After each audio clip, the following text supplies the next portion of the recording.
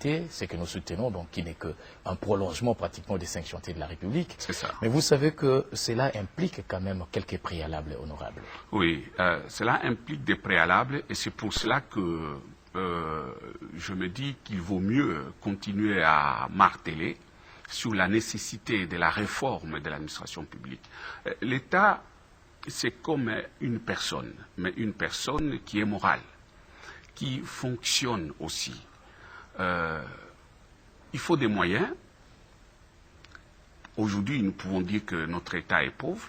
Nous n'avons pas ces moyens. Pourtant, nous sommes riches, vous l'avez dit. Les gens qui sont dans les fins fonds ne sentent rien. Il faut de l'intelligence. L'intelligence, nous l'avons, ici au Congo. C'est pour cela que tous les Congolais, donc, doivent s'approprier de cette idée. C'est tout à fait possible. Il y a un seul obstacle, c'est que le bras de l'État, ce sur quoi l'État s'appuie pour travailler et apporter cette modernité, est aujourd'hui obstrué et aujourd'hui malade. C'est-à-dire quoi, honorable? Je veux que vous précisiez bien. D'abord, l'instrument, lequel instrument sur lequel l'État s'attelle pour travailler et obstruer comment? L'État ne travaille que par l'administration publique. Il faut faire une nette distinction entre les ministères, qui est le gouvernement, et l'administration publique. Au ministère, les ministres conçoivent des orientations qui sont envoyées. Et c'est au quotidien la mise en application des instructions des ministres, ce sont les fonctionnaires de l'État, c'est l'agent public de l'État, depuis la capitale jusqu'à la localité.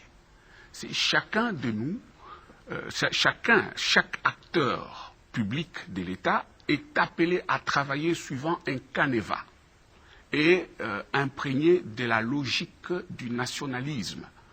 Il doit s'oublier, quand il est au service de l'État, se mettre dans la peau, justement, de la personne morale qui est l'État, qui est le public, de manière à ce que les actes qu'il va poser concourent au bien de toute la communauté.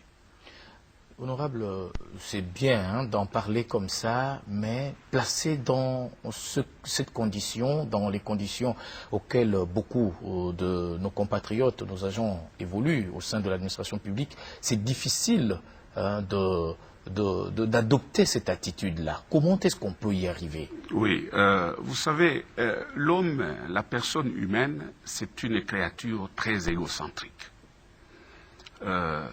Partout, même en Europe, où aujourd'hui, l'Europe que nous admirons aujourd'hui, les choses fonctionnent correctement, les lois sont respectées, ça ne va pas de soi. Si on enlève les lois et on enlève la coercition, on enlève la contrainte, vous serez étonné de constater que les choses vont fonctionner comme ici.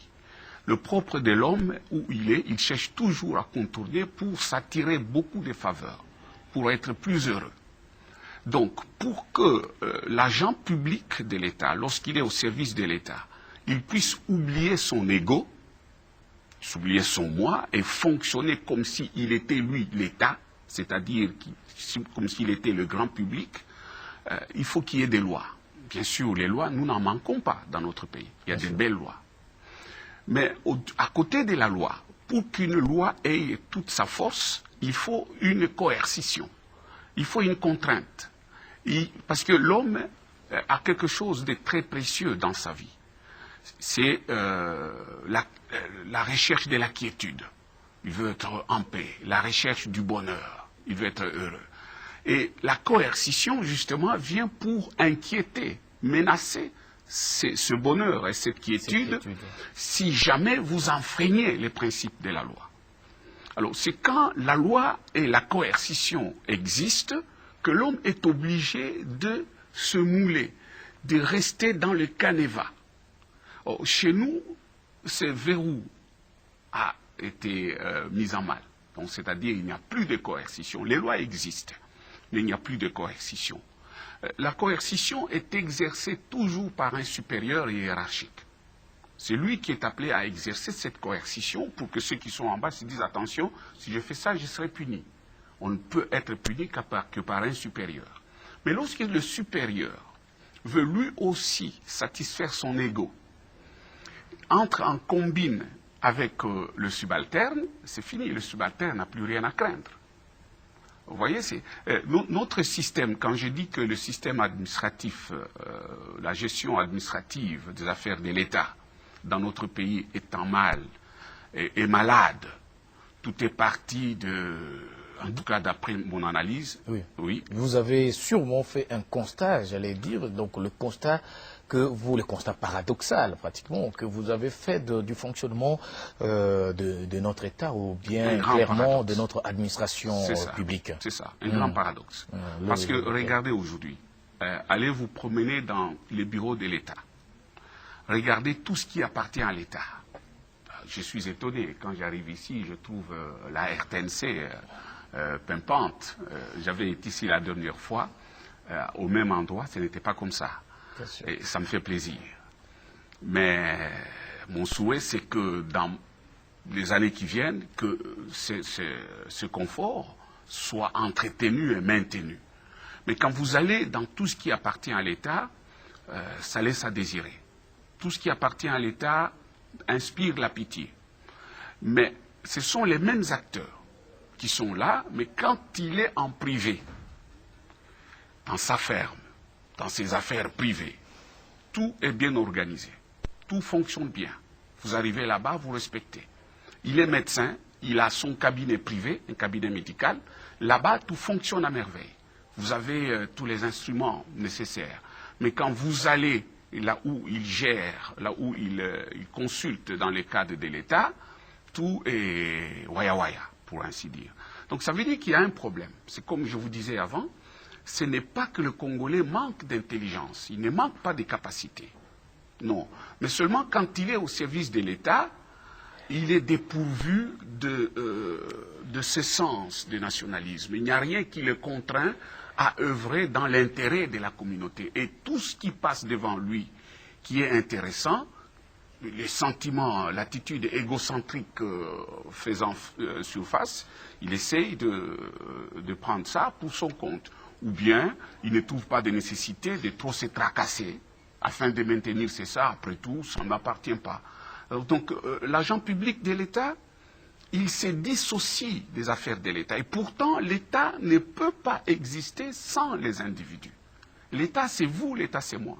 Et c'est cette dose de conscience qui devrait caractériser, qui devrait animer tout citoyen congolais quand il est au service de l'État, considérer que c'est lui-même. Donc voilà. Alors, on détruit tout ce qui est à l'État, mais on est meilleur chez soi. Donc, c'est pourquoi j'ai dit, c'est parce que, dès le début, si les supérieurs entrent en combine avec l'inférieur pour s'attirer certaines faveurs, ça devient très compliqué. Et d'ailleurs, on ne peut même plus, aujourd'hui, pouvoir aller trouver des lacunes là-dedans. Nous sommes dans un système où on constate des crimes, mais jamais on ne trouve les criminels.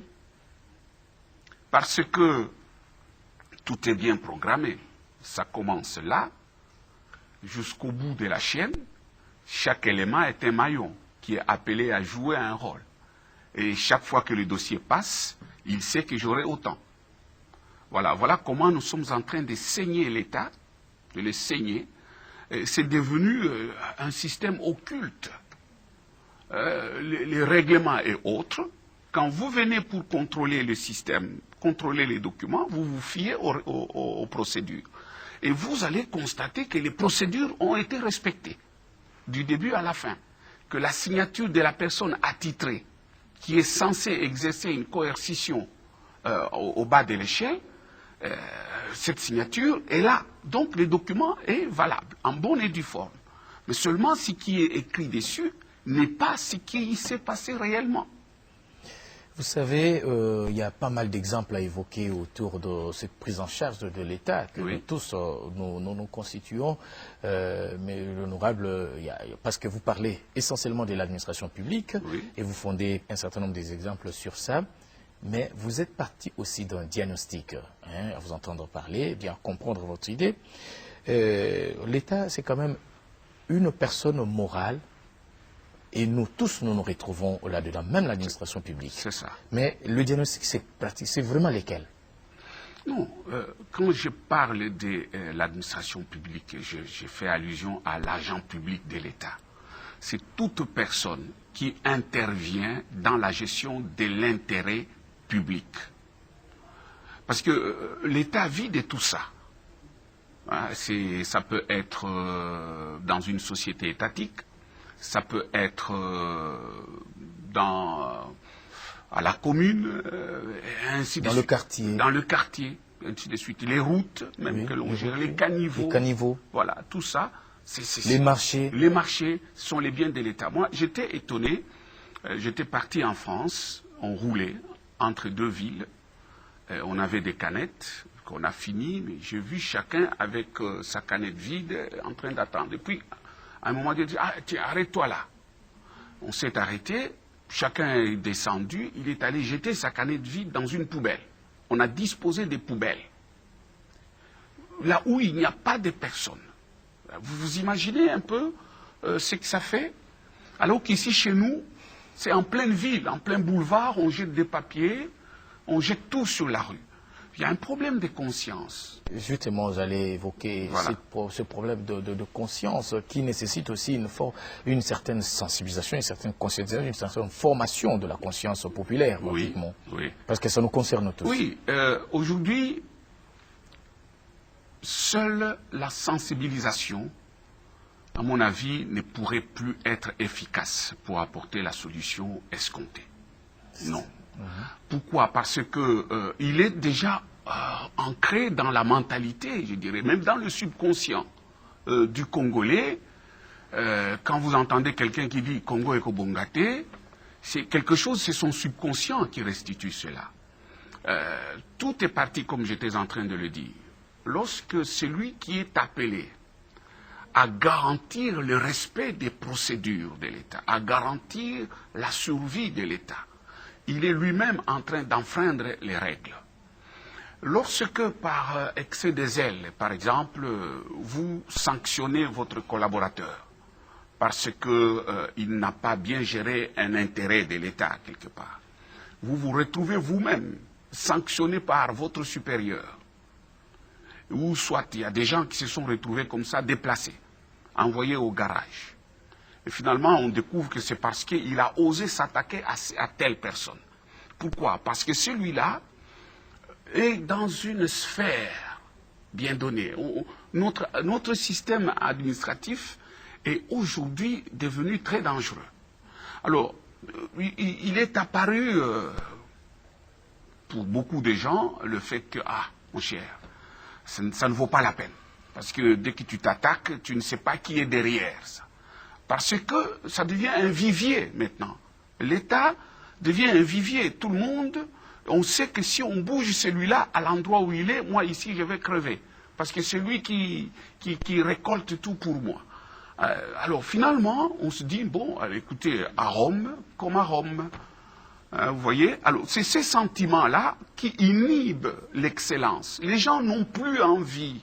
Ils se disent, mais pourquoi se donner toute la peine? Parce que pour finir, tu n'aboutiras pas et que c'est même toi qui risques d'être sanctionné.